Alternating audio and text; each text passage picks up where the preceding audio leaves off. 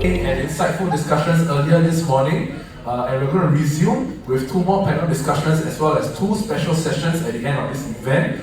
And for the next panel discussion, we're going to be talking about challenges and opportunities of building a cross-border community. And I'm going to invite the panelists up on stage one by one, and I'm going to need the audience's help to give them a round of applause as they make their way up on stage. The first speaker, Feng Lim from Start Malaysia.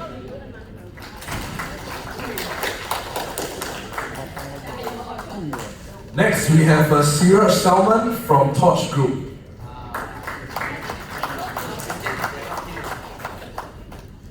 Next, we have Elwin Ong from All Company Indonesia.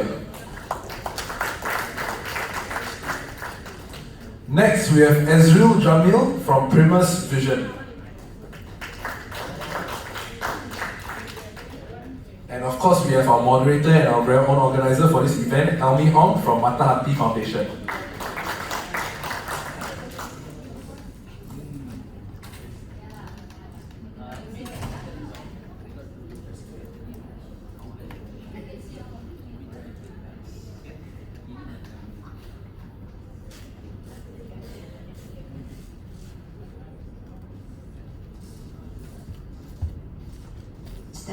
Okay.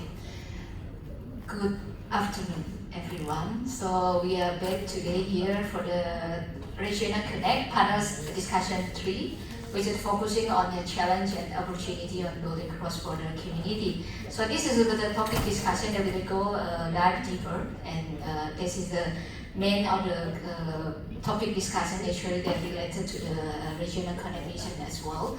So after the 2 panel discussion actually, we will also have a deeper discussion again for the closing up session with later will lead by Mr. Rahul Shah as well. So we're going to have a lot of brainstorming. So we will just prepare to your great ideas, and later on, then all the participants, all the delegates can participate. And first of all, it's like in the morning, I said thank you to all of you, but Mr. Sira is not around, so I have to especially say thank you to you again for joining us, supporting us, and also finally, I think you are a bit late this morning as well. So, okay, we will just start with all of you a very short introduction about what you are doing, and later on we follow for the 7 minutes of presentation. Okay, you can start with one. Thank you.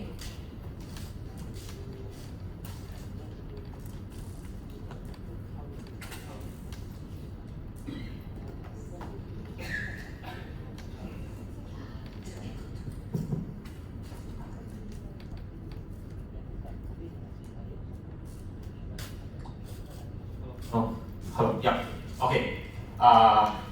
Good afternoon, everyone. My name is Feng. I'm a community and ecosystem builder from Malaysia. So over the past 5 years, I've been building the startup ecosystem in the southern region of Malaysia under the name of Startup Johor, and we recently did a merger and rebranded ourselves to Start Malaysia. Hello everybody, my name is Alvin Ong. I am from Medan, in Indonesia, the large city in Indonesia. So I have a startup. The name is MOWI. MOWI is maybe in Indonesian language people say Mobil Wisata Edukasi Entrepreneurship. So we focus to education and entrepreneurship. Thank you so much. Good afternoon, Assalamualaikum, selamat siang. I'm Siraj from Torch Group. We are based in Singapore, but we actually connect businesses, especially the markets of Singapore, Malaysia, Indonesia, and Philippines. So, thank you. Good afternoon, Inglaba. I'm not from Myanmar, I'm from Singapore.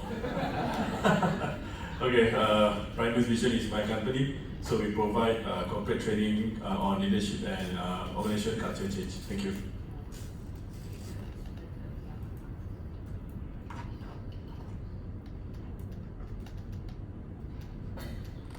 Yes, okay.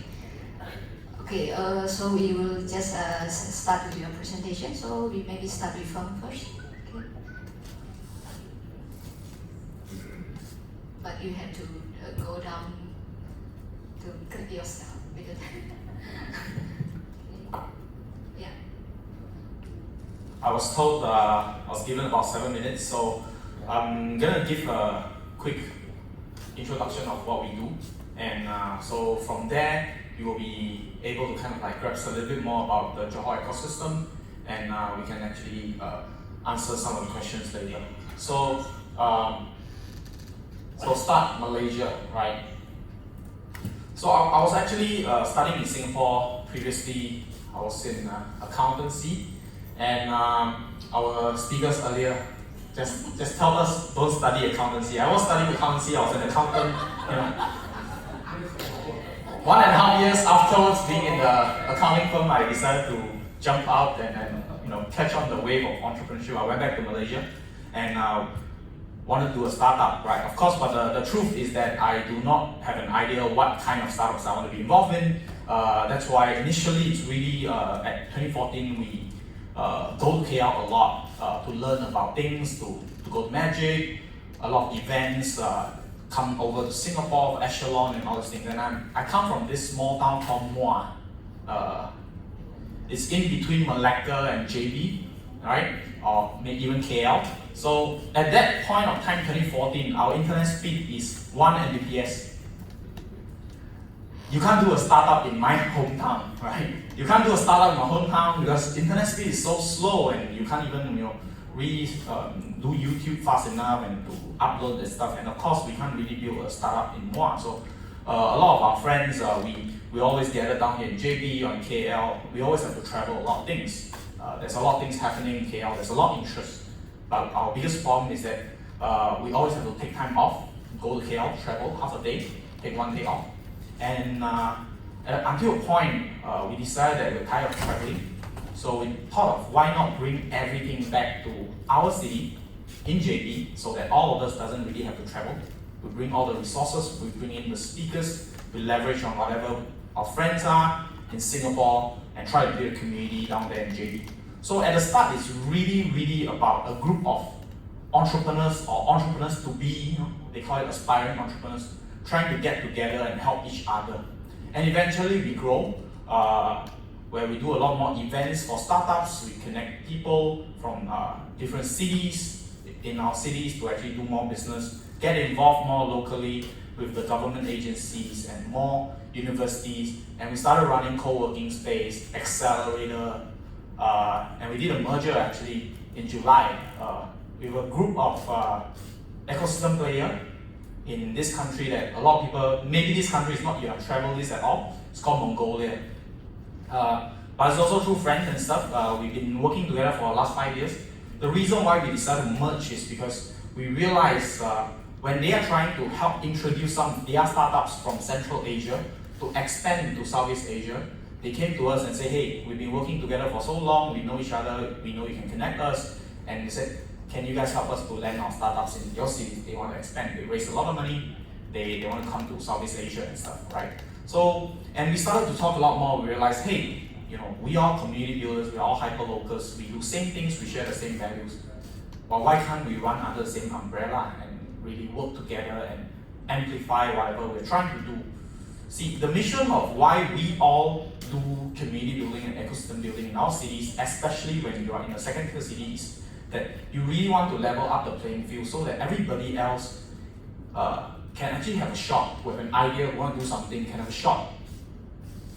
It doesn't have to always be in KL, it doesn't have to be always in Singapore, it doesn't be in Hong Kong or Silicon Valley, but it can also be in JB, it can be in Batam, Medan, Penang, wherever. So that's what we do. So hence the vision of becoming a gateway for expansion for all the entrepreneurs. And our programs actually cover different stage of startups development. You could be a person who is very interested about running a startup to get inspired, and then you come and join our program and you learn a lot more, really become a founder. So we have different programs that cater to different stage. Eventually, when you grow and you scale, you exit, you become a mentor, and you start to invest back to the community. So these are things that we do in our city. So what we do is actually very simple, right? We do academy to really kind of like educate the talent, and then we actually match investors locally and regionally to the right startups to help them get funding. And then we do a little bit of venture building, spinning off some projects. We run co-working space, a place where everything gets started, a place where everybody comes together for different events. And then we work with corporates and government agencies to actually help them figure out their digital transformation projects. So these are some of our space in town. Mongolia, we have about 8. In JB, we have about 5. Probably one of the larger players in town as well. And so earlier this year, we actually wrote a report. It's the first time ever there's a proper report covering an ecosystem called Johor Bahru that we actually published to tell people more formally about what exactly Johor is all about in terms of the startup ecosystem. We also covered these co-working space ecosystem that actually created a whole wave of startups in town. We spent 3 months of the research and then covered, I would say 80% of all the startups that is willing to be covered, and we shared it with the ecosystem. One of the very interesting insights that we found in the report after doing all this research is that there's about, in total, right, including those unlisted, we have about close to 50 startups right now. Total money that has been put into the ecosystem via grants, government funding, equity funding, or even debt financing is only 22 million ringgit over the last 5 years. But the combined valuation of all these startups is about 460 million ringgit, right? So, and we start to see the trend. How long does it take for you, if you want to build a startup company based in a city like Johor, to become a 10 million ringgit revenue company? And it actually tells us about 4 to 5 years time. That's the average time spent. On average, a lot of the startups, when we look at it, is about 2.5 years old to 3 years old. And we start to get a signal that actually there's a lot more opportunities to start investing now into this ecosystem, because really up and coming, there could be 5 to 10x return if we start investing in this ecosystem now. And that's why we start to influence the government to tell them that, hey, you should look at it. You should really put an eye in this ecosystem and start investing more. And hence, the state government start to decide, hey, we're going to put money into startups next year onwards, and we're going to announce it in the state budget. So these are some of the work that we did. It's free online, they can download it. After they allow me to do some plug. After the report, it's actually been downloaded more than 1,500 times across APAC since January by related stakeholders. And what we want to do next is to really put on a physical event to then showcase the ecosystem. This is our statement and our point to actually, to the region or even to the country, we say that now we're going to really showcase you the great entrepreneurs and the good startups that comes out of a capital city. So we're putting this event together with TechSource. They are one of the best conference organizer around Southeast Asia. So in JB, 15-16 January next year, we are targeting to receive about 1,500 attendees from 15 cities across APAC. And yeah, so if you're interested to check out ecosystem down here in Iskandar region, join us. It's going to be hosted at Iskandar Malaysia Studio. Back then they called this Pinewood Studio. If you are on Netflix, you probably heard about the film called show called Marco Polo. Right, it's shot at this exact same place. Asia Got Talent, and there's a lot of production. Even Singapore, there's this Little Leona show has been reshot back in the same place. So we're using the studio to run this conference. So if you're interested, join us at this conference. And I think that's all from me. Thank you very much.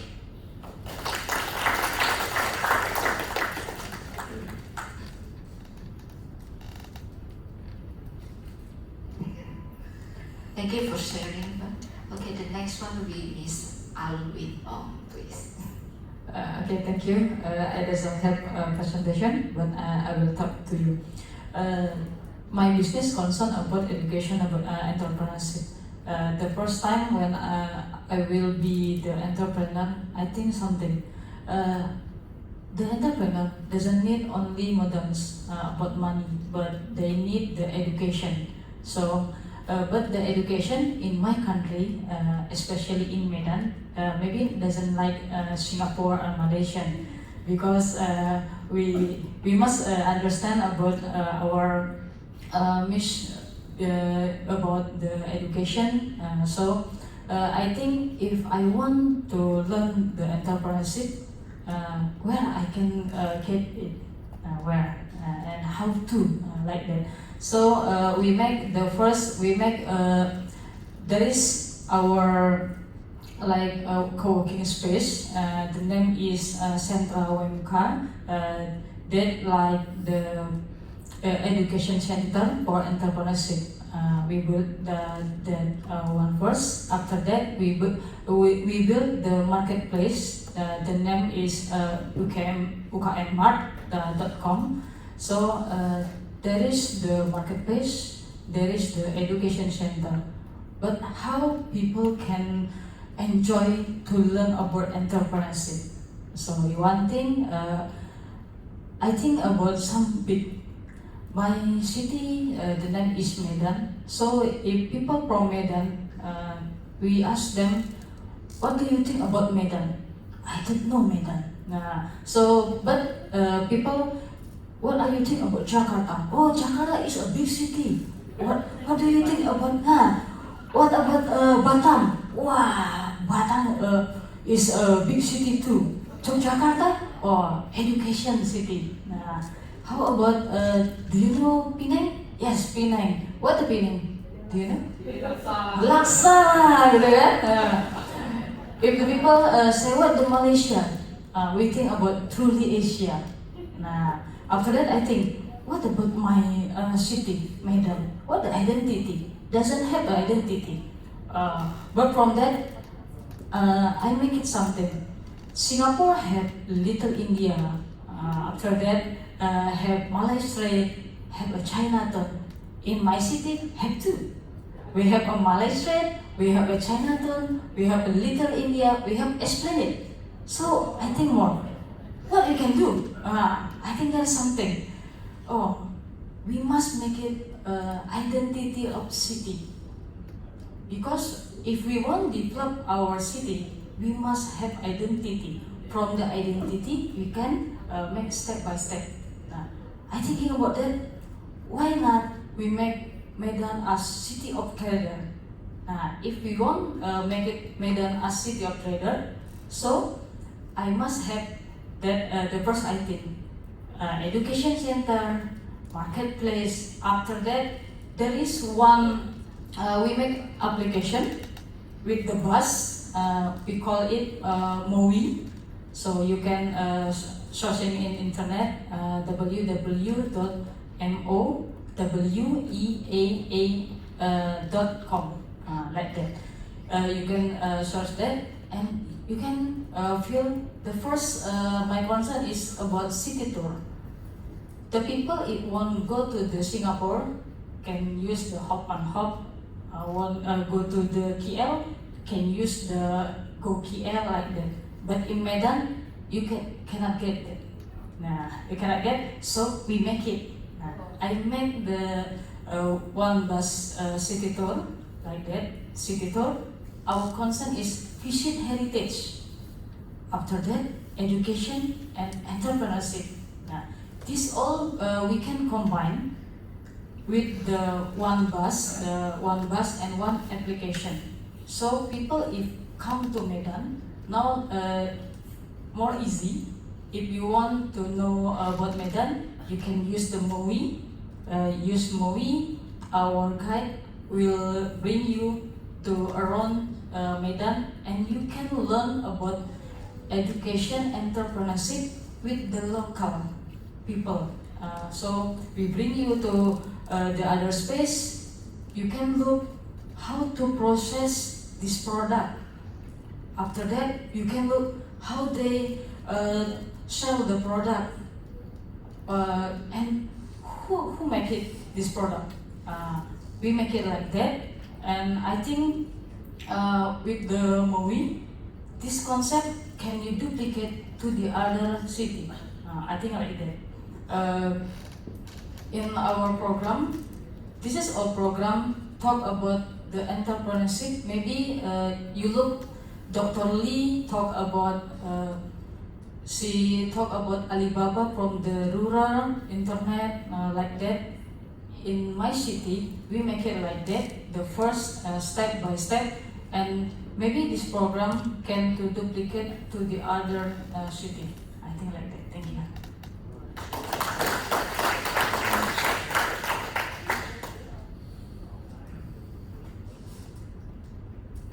Thank you, Ms. Azuli. So next will be Mr. Shira. Yes. Oh, you need a presentation, huh? Okay, just a simple presentation. Okay, alright. Thank you to the organizers. Thank you, Elmi. Thank you everyone for coming. It's always challenging for an afternoon slot. Right. Not to say you, I'm also, my eyes quite heavy with the weather and the aircon, you know. Alright, yeah. Dah tentu mau tidur. Okay, so basically today I'm Siraj from Torch Group. We connect businesses, we cultivate relationships, and then we link people up. So since today we have our friends, our international friends from our neighboring countries, I thought I will just share something about communicating with the Singaporean business owner, because I'm not sure whether we are weird or unique. So again, before that, maybe can we welcome our international friends? Give a round of applause to our international friends.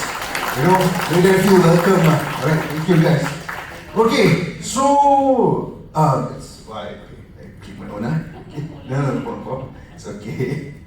Okay, so I just go right to the subject. Since 7 minutes is going to be fast, I don't want to bore you. So the positives about communicating or working with Singaporean business owners. Because whenever I go to other countries like Malaysia or Indonesia, and they will actually educate me, they are nice enough to inform me, you know, how they are or how to do business with them.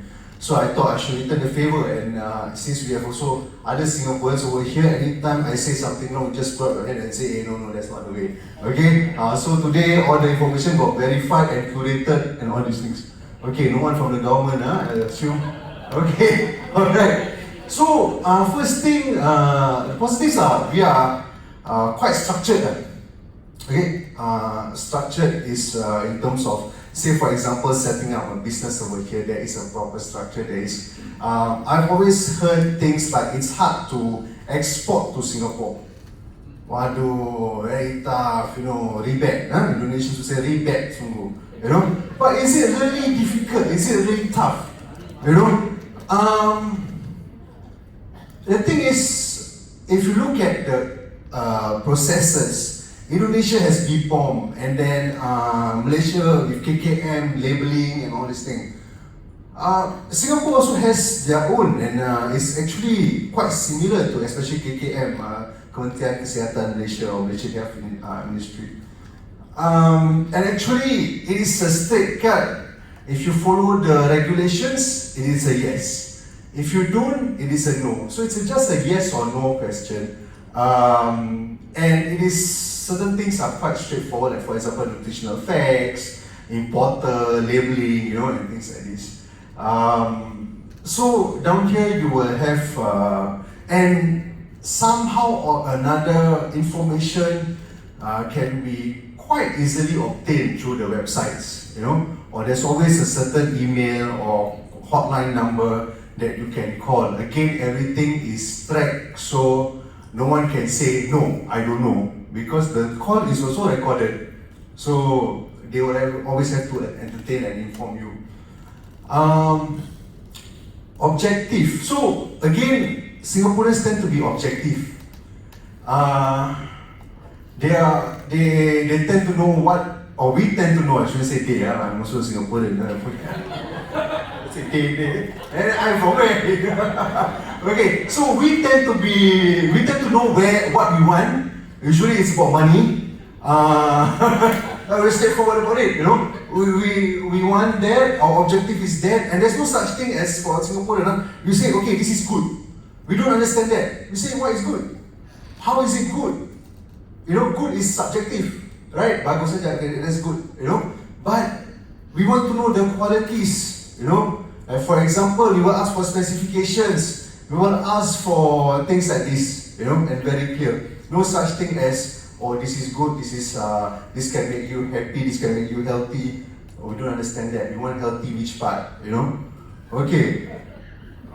It's kind of... Okay. Next thing, we tend to be transparent. Okay? Probably because of how we are trained to be, we tend to be transparent. It's quite, because when we do things due to the processes, we tend to be transparent about it. We cannot hide. There's always a way to hide it, but we tend not to do it. In fact, if I would put Singapore in a classroom, we tend to be the students in front with our textbooks and we do our homework. The rest of the class are actually behind, having fun. But everyone likes the Singaporean boy because, hey, good lah, you do homework, very good. I like it, can share with me your homework, I can copy a bit, good, why not? Don't waste my time, So we cannot expect everyone and we get angry, like, hey, why don't you do homework? Why don't you do homework? You must have your textbook. You don't need textbook. Yeah, Pak, Indonesia tak perlu textbook, But are they not progressing? They are progressing a lot. In Indonesia today, you do not need to go out of your house. Betul tak, Pak? Correct? Don't need. Got someone to wash car. Got someone to send food. Got someone to... my friend he works with the escort Indonesia. He said, I will prepare a meal. He stays by himself. I will prepare a meal. And then I call the app, I think the Gojek app, right? So you go clean. So the go clean will come to wash the plates for $1.50. He said, never mind, I give tips some more. It's okay. $5 I give, never mind. They are progressing a lot more. Okay, now with all these positives, obviously there will be some negatives. And I hope this also can be a lesson for us Singaporeans about how we can do business with our friends. Because the negative about it is we start getting angsty. We got lack of patience. And that's why Singaporeans seem to be nasty, or Singaporeans bad behavior. It's not because we are bad. We are not by nature mean people, but because we are impatient. Go to JB, go to JB, order a meal, and we cannot understand the concept of waiting for that meal. Apa lama lagi? Nak balik ni, Causeway Jam. Cepat we ask to be faster, we ask to be fast because we tend to be like that, And then the guy over there will like, must be Singaporean, I hate them, why are they like here, why are they here, I hate them, Come on, talk nicely lah, talk nicely, we do not know, we do not know, there's something problem with our language. Okay, so we tend to be lack of patience, we tend to be transactional. Transactional too, it's like, you see, whenever you go Indonesia, when you go for business, event like this, first thing there will be a performance. Because Indonesia rich in culture. There must be a dance. There must be a dance, there will be a song, and people can understand this, Apa ni? Investment forum, what is this? Concert or what? But Indonesia is okay, Take your time. You late, it's okay. Nowadays got another reason, I realize. GG.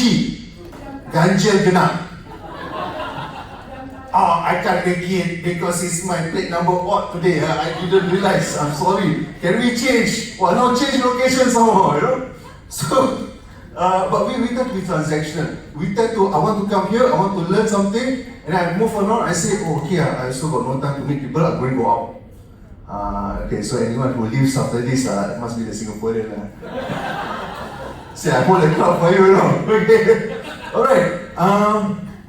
But we need to understand it's a culture. I always tell our Singaporean friends, it is not fun and entertainment with Indonesia. They actually want to see the person without the blazer, without your cufflink. Because when you are on cufflink, you got a certain. That's not you. That's for business. They want to know the real person. Then they see whether they can do business or not. That is a test actually. Risk averse, fear of failure, rigid. So from young, we are, we are taught not to fail. again, you must understand why Singaporeans cannot fail, because we've got nothing else to depend on. We don't have land, we don't have it's okay, we got a durian farm behind, so it's okay guys, fail your maths test, no problem, tomorrow we'll sell durians. No, we don't have that. We don't have pepper, we don't have any natural resources. So that's why with Singaporeans there's this risk averse, or we make calculated risk. Kiasu answer? Okay. So my lovely friend says kiasu, we fail, we scared to lose. Yeah, that's the meaning of kiasu if I'm not wrong. So with all these points that we have, how to work with Singaporeans? How to work with Singaporeans is, I realize this is, be responsive, not responsible, responsive. One thing when we meet our friends, especially in their countries, their hospitality is top notch. Top notch. You feel very treasured and valued until you go back. And then the next time you feel treasured is the next time you go there again. And then your topic back to the square. Hey, where did we leave off? Oh, yeah, okay, yeah. And we talk again, we make friends again, we do the song and dance again, and then we go back. So for guys, our friends, please be responsive. For Singaporeans, when we come back, we want to follow up, we want to send email, we want to send WhatsApp, and then they'll come back to me and say, hey, bro, no, the guy didn't respond, and sometimes to a point, I will go to you send email, you message, you do stuff, you call, cannot do anything, you go there again. Really, you go there again, one thing because they are hospitable, they open the door, wow, boss, why you come here? I said, no, I send the email, I called, no one, so I come down. Oh, okay, let's have the meeting now. So try to be a bit more responsive, going the extra mile. Now, Singaporeans are like when you show you can go the extra mile. When you are fast, when you are quick, when you say, okay, next day delivery, wow, almost everyone can do it, but you can do it. The Singaporean will trust you for life. Really. Because we don't for us, I notice, sometimes it's not just about price. Price might not be the number one factor. It's whether you answer your WhatsApp. It's whether you answer your email. I'm in trouble, I need you, you are there. Wow, you mean the project, That's how simple. And then they tend to be loyal.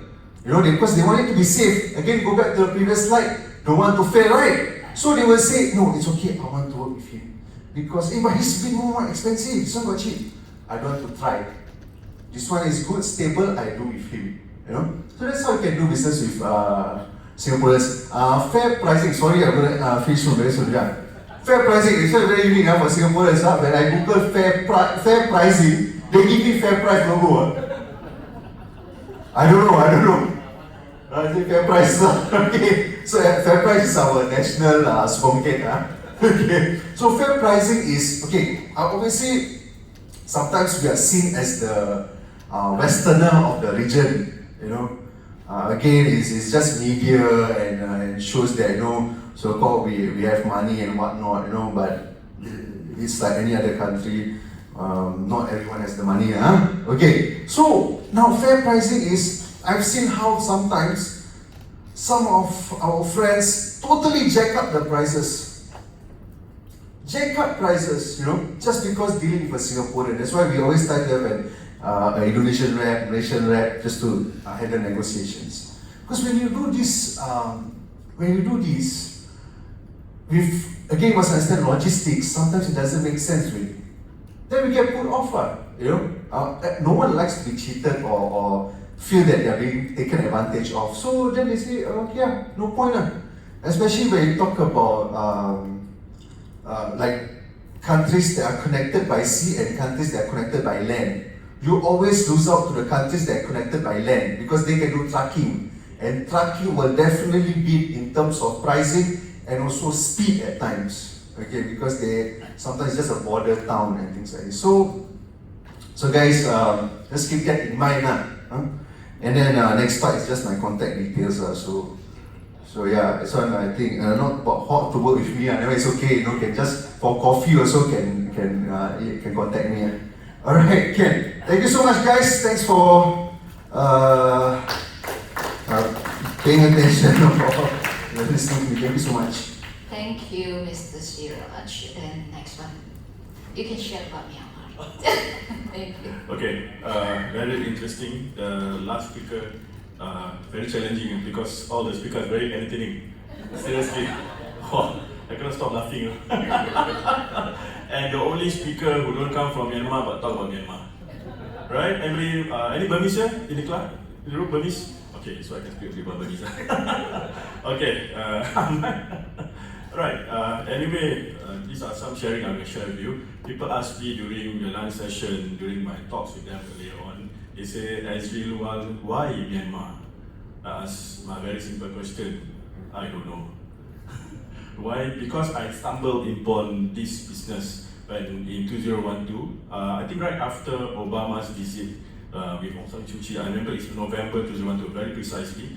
Because the next month we were invited to actually organize one of their first safety seminar. Back then, I think in UMCCI, if you remember, if you have never been to Myanmar. Anybody here been to Myanmar? Myanmar? Okay, few, okay. So if you've been to Myanmar, you know UMCCI is where something like our chambers of commerce. Right, so we organized an event, then a very huge event. We have someone from ILO, we have ministers. I said, wow, this is like a huge, industry to be in. Then after that event, we were actually called upon to conduct a training. So what my company does, we conduct safety training systems, and we conduct corporate trainings. Right. So after a while, after our first training, what happened was after that it's like a cricket sound. The cricket, there's no one calls us anymore. So what happened? I thought this is a company that they say, promise us, this okay, with a great investment, this is the next big thing, we should jump into it, right? So I want to share something about the challenges that we face, and hopefully I can give you some tips if you are keen, okay, to do some business back in Myanmar, right? Okay, so one of the challenges we face is we do not understand the culture. They may smile at you, they may nod their head, but that doesn't mean they agree with you. Okay, I believe culture is very, very important. Right, next, we do not have a very strong partnership. Right, it's very easy for us to go over there and conduct training one time off and come back. It's quite easy. But to have a sustainable businesses and income, that is a challenge. Yeah? I talked to a few business owners back then when we organized our trip in June. A lot of them actually share the same struggle. In the end, a lot of people who actually went over there, we always make this mistake as a Singaporean, right? Make this mistake because we wanted to actually force feed what we think they need. This is something that we have tested over the years. Yeah? We always force feed what we think they need, which we are wrong. If you ask any business owner in Myanmar, they actually do a lot of tweaking here and there. Coming with intention of training, in the end they open a cafe. You see, there's no link at all, right? So you need to understand what does the market needs. Yeah, right? So the next point, the challenge is communication. We know how to communicate with them, like you mentioned about communication, right? Okay, but I will share with you something about communication. You have a handphone, right? I believe you have a handphone. You go to your can you go to your Facebook now? Facebook? Yeah, let's do some interaction. Facebook, right? You go to travel and learn dash plan. Okay, travel and learn dash plan. You press like. Yes, that is an example of how we connect to Myanmar. Okay, okay. These are tips. Okay, back then, when Facebook starts off, people ask, "You got Facebook now?" Right? That was happening now. So I'm sharing some statistics that I have. It was shared with me in June last year when we organized a travel and learn trip in Myanmar to all business owners from Malaysia. Some of them come from Thailand and even from Singapore. Majority of them from Singapore. Okay, I just give you some statistics about the mode of communication that they have in Myanmar. Right? It's not just like I wanted to do something free and easy, relaxed, not so right, not so serious. Okay, so the statistic is LinkedIn. There are about 430,000 people using LinkedIn in Myanmar. Okay, YouTube 9.7 million, right? Facebook 21 million. All right, Facebook Messenger about 9.6 million. Okay, interesting. Viber 48 million. Okay, lastly, Instagram about 110,000. Alright, no WhatsApp. If you have any WhatsApp, means probably that person actually have worked in Singapore, go back in Myanmar. So this is WhatsApp. If people locally, two things you can connect with them, either by Facebook Messenger or via Viber. That's it. Email, you can wait. You can wait. So the fastest distance to do is how to connect with them. So this is things that I learned over there. Right? People say that they are fast-growing industry, yes, and just share with you something. Previously was Singaporean. Singapore company had been one of the highest in terms of investment in Myanmar. I think now China has taken over. Alright? Yeah, now we are second. But this is one of the things. They are still doing leapfrogging. Right? When I was back then in 2012, you can see that there are something like 1970s in Singapore. You still have that old buses, SBS bus, you can open the window, people stand at the side. You know, there are only, I think the first fast food restaurant I saw was Mary Brown. Can you imagine? No McDonald's yet, Mary Brown. Now you have a lot of hotels line, you have a lot of shopping centers, you name it, you have air conditioning, you know, they could to train and so on. They are going faster and faster. So I always love to encourage if you want to embark into that, that is an opportunity. So some tips for you to go over that, as I mentioned. Okay, just to wrap up, right? So this, you must understand the culture, right? Second, you must have a partner. Not just a partner, a trusted partner who have been there, who can be supported you, right? Okay. Then second, third one is a mode of communication, which is, as I mentioned, Messenger and Viber. WhatsApp still can, Viber and Messenger. Right? I think I've reserved some of the tips for discussion. Thank you so much.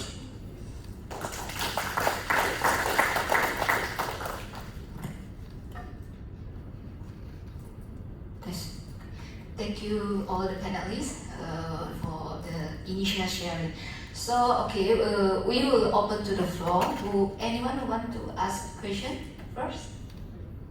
Anyone? Otherwise, I proceed with my question. Is there anyone? Okay, you can prepare the discussion. Okay, and you can submit the question as well to the pigeonhole app, and the code is RCG2019. Okay, so all the question is at the pigeonhole. We will summarize it and get an answer from the other panelists later. Because it's impossible we answer all the questions because we have a lot of questions. So this is the whole idea. We will capture as many ideas as can. That we will do the mapping after this. Okay. So I would like to ask one question for all the panelists from all the initial discussion we're having, and you can see the bottom line. We need really to emphasize the culture. Yes, you are true. Indonesian, we are not at the office. We are very reluctant to open the email. So it's really related to culture as well. So it's some part of it. So maybe just like to see some connection about the four of you. So the Myanmar side, the Singapore perspective, so from representing Indonesia, from Malaysia. So this is actually the whole panel why we are trying to get someone that representing that you know better the country. So the one question is how you like a firm, okay, like you have all the expert do something that maybe somehow they can help Alvin doing something in Medan. Because to be honest, in Indonesia we are huge, even though we are in a very quick upgrading, leveraging on the tech part, but we still need a lot of resources to educate a lot of SME things. Because we have 60 million SME, even though most of them, 90% is on the micro business. So when we are talking the micro, is most of them, sometimes they are not really connected in the tech platform actually. So in terms of opportunity business, this is a big opportunity as well. So maybe somehow we can think of something of start Indonesia. We can look into many possibilities on this part. So maybe you can share a bit on your perspective how we can connect based on what the sharing that all the panelists are having. Thank you.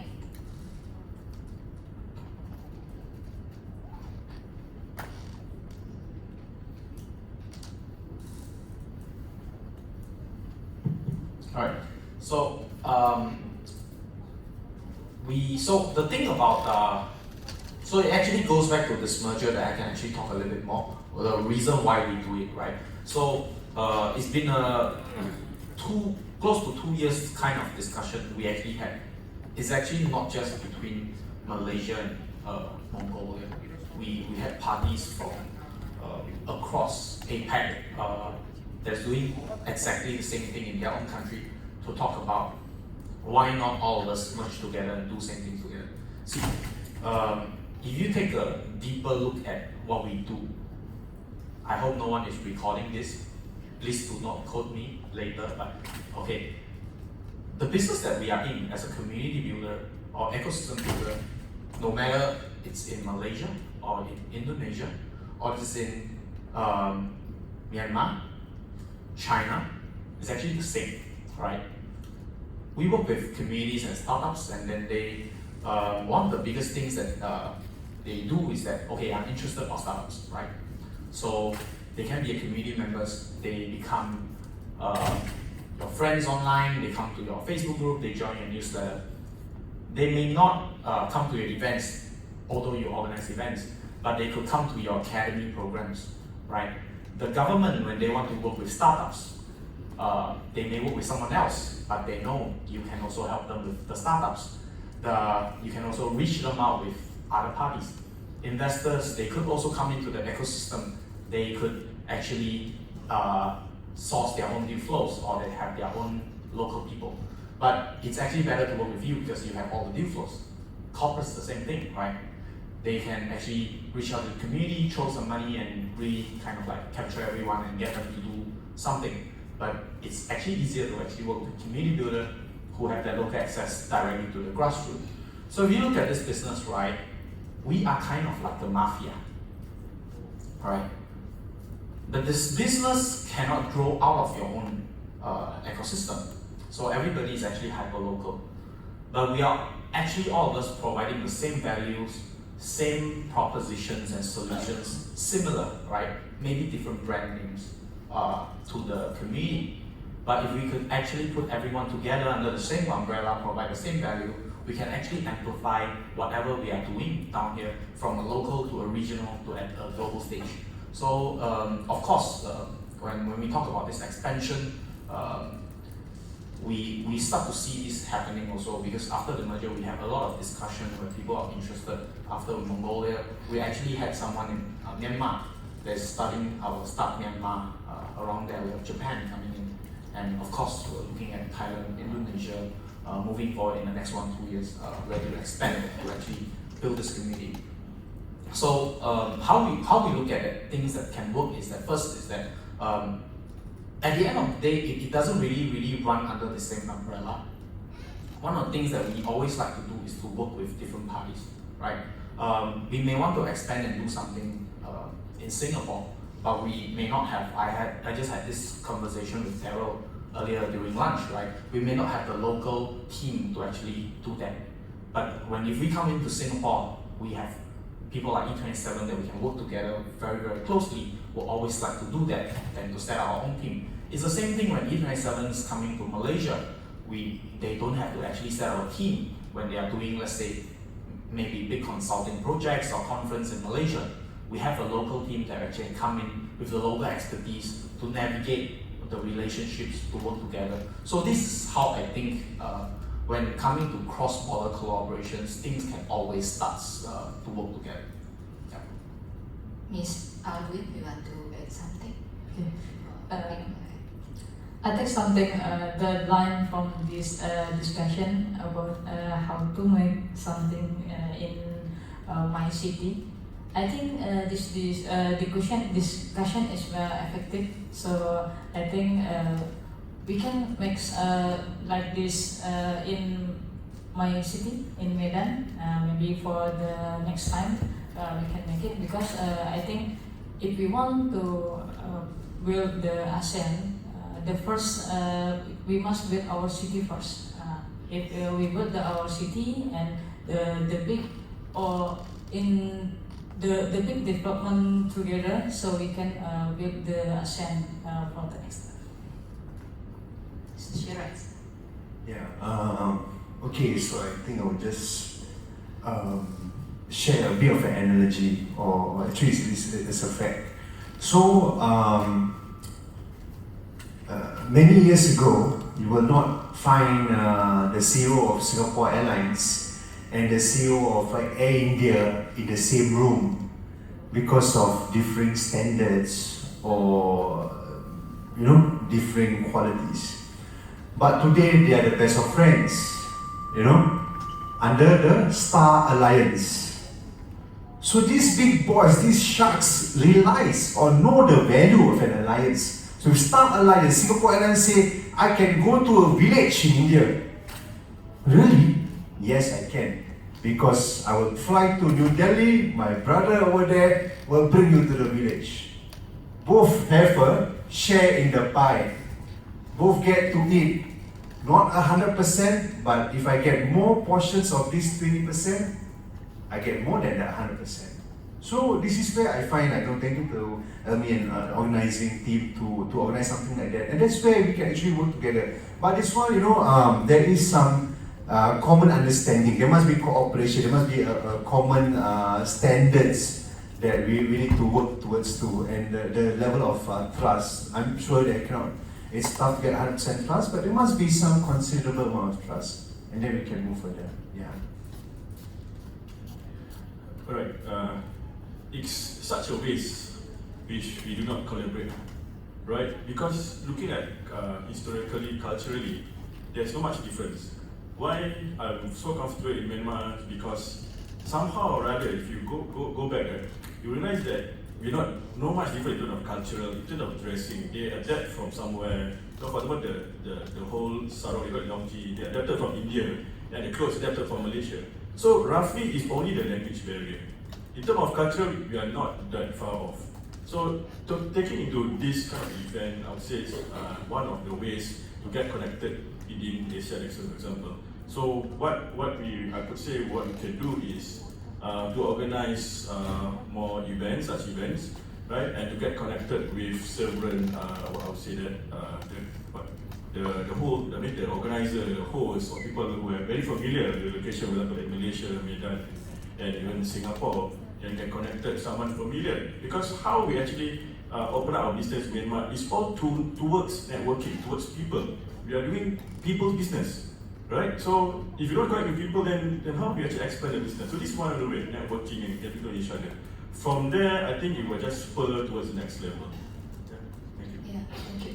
So I will just take this opportunity to expand a bit, since we are actually related to the mission of Regional Connect. If other people look to the logo of the Regional Connect, so this is actually the whole spirit of it. When we hold the hands together, we open more door for everyone. So this is the whole basic idea about the Regional Connect. So it's impossible, right? We can run everything under one company. So basically, maybe I can summarize a bit from the discussions is how we are going to put the higher mission all together, and this is the direction we want to go, and how we're going, what is your expertise, and you can bring everyone by, like the Sky Airlines, right? So yeah, I understand that because the time of people don't understand, they're complaining why the China fly is flying, but in that term, right? So it's actually the system they're offering. So now the whole business model is actually disrupting, right? So even though the big company have a challenge on their level. So when we are talking the SME, this is the initial plan that we will discuss further. We will do a lot of brainstorming after this. So that's why we hope everyone, if possible, just stay till the event. So we will initiate a movement. We will start from Batam, because we start from Batam.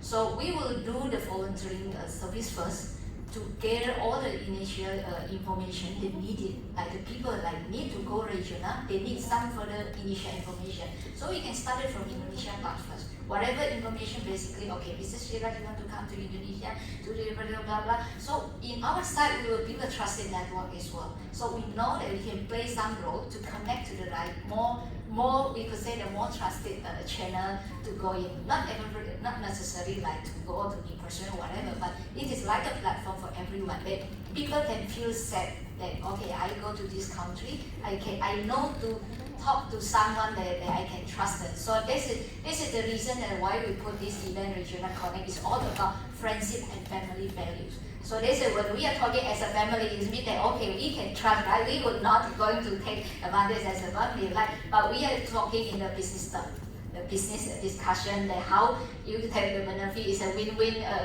situation, is a mutual benefit or on the both party. You cannot just let people want a loss and then you get too much benefit, right? So it's always it will be like a fair system, fair play system. So this is a part of actually we are management to for through this regional connect event. So the whole reason why we want to keep it social, this is the very reason that we don't take like to try to learn something from this. We will have a different kind of platform, like for the startup, we have a different kind of platform that we can maybe someone connected to the startup one, for the SME and brick and mortar business. This is the one of the reasons that why we are collaborating with the business beyond boundary as well. Will be more to the like a brick and mortar platform that how we are going to move forward further together.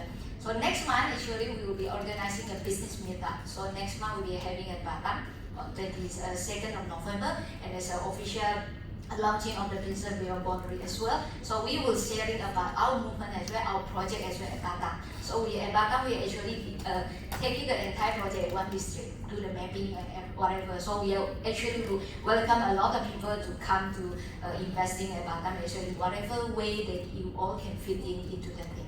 So it is like, of course, again, I quite appreciate what you did for fun, what you did for the startup ecosystem and everything. So this is exactly what we want to do, but we don't focus on the startup only. We are focusing on the community overall because we are dealing with so many non-tech community. So we will do it in a different way. So like Dr. Lisa is actually sharing this morning. So this is exactly the mission that actually we will be marching on in the very near future. How we going to bring the whole thing even to reach to the very rural area people that maybe sometimes they don't have the opportunity to connect to the digital world. So is there any question from floor? Okay, or there you have any good question on the pigeonhole? Maybe you can help me to read out. Yeah, never you can go first. Yeah, I just want to ask on the Siraj presentation a bit. I want to expand because our one of the organization I work with is called Amen, and not the Christian Amen. It's a mentorship for the SME called Malaysia. And then part of the pipeline that we are doing now is assessing the ASEAN identity values among the countries they work with. What's the common value, let's say we present to companies from China, for example, and what is the value that says identical to ASEAN, not just Singapore. So maybe the other panels have some input and mention this.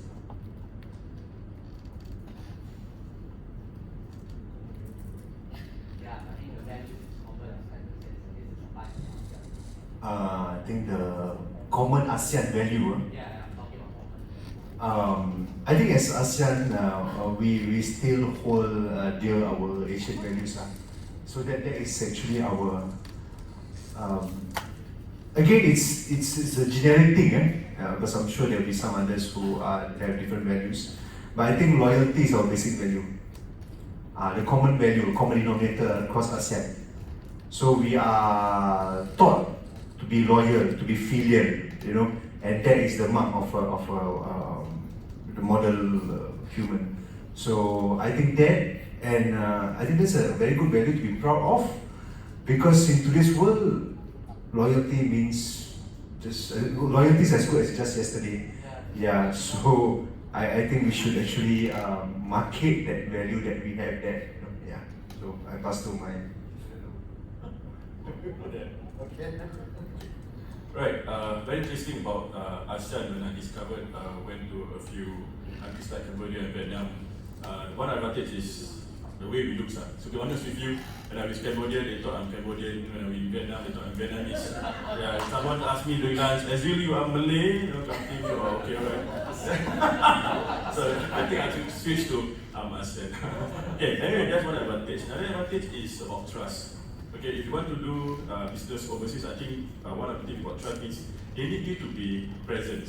One of the challenges I faced when I first embarked into the journey in Myanmar is they said that Singaporeans come to Myanmar, take money and go. touch and go, you know, like Malaysian touch and go, right? But yeah, touch and go, right? So the problem is we need to be present. We need to tell them that we are serious about doing the business over there. Need to be there. Like I say, need to go over there and show your faces.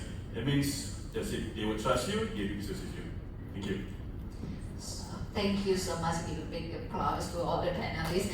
So, Derek, I think we don't have enough time because we have to catch the next panel for the break time as well. So we just read about all the discussion for this session. So basically, the underlying goal is that how we are going to connect the whole resources among us. So we basically that we know the background, right? That's why we do some understanding what all the people here even know, like have the resources that we can connect later on after the event, even though. So this regional connect event is not going to stop here. So even though it's just an annual social event, so in fact actually next year we will go to JB. So it is the whole reason that why we are moving to the city. This is like we are introducing the spirit actually. The spirit, they have an understanding, so there are a lot of like Johorian or whatever, they can come to the connect in a bit different way, right? To have a more collaboration, and this is what we want to do at Batam side as well. Why we are aiming for the global community center. This is the whole idea. So like our local people as well have a chance to get who they cannot afford to go abroad to other countries, they have a chance to connect to the people out of the Indonesia. So this is the whole basic idea that why we want to achieve through this regional connect platform as well. So hope that with after this we can benefit a lot of people among ASEAN and talking about the one identity. This is actually the official mission of the ASEAN community is one identity, one vision for peace and prosperity. So if we don't have the prosperity, we cannot have peace, right? So that's why we have to work on the both sides for the prosperity side and how we're going to reach the peace together. So I will just wrap up for this panel discussion today. And once again, thank you so much for everyone, all the panelists on this panel. Okay, Can we give it up for the panel? Yeah, thank you. Looking forward to throw away my Singapore passport so that I can get an ASEAN passport instead. But we're going to request the panelists to stay on stage because we have a token of appreciation for everyone from our very own co-host, Jumaya, from Business Beyond Boundaries.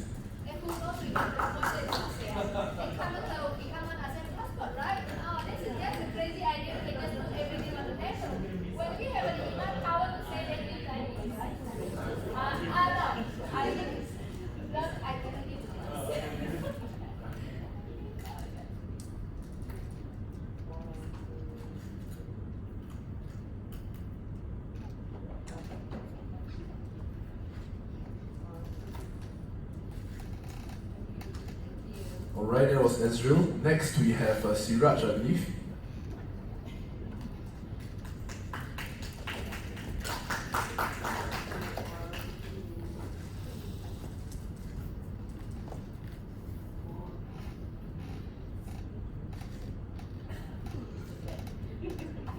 Next we have Elwi. Elwi.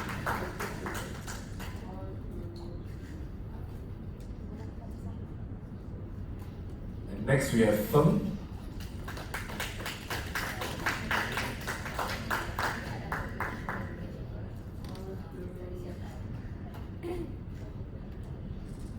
Can we have a group picture with the panelists? All panelists?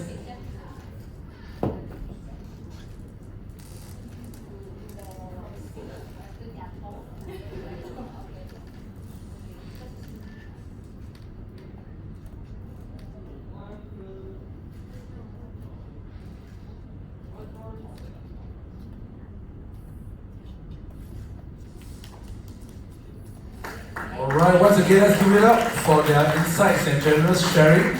And we're going to keep up the momentum here and go straight into our next panel.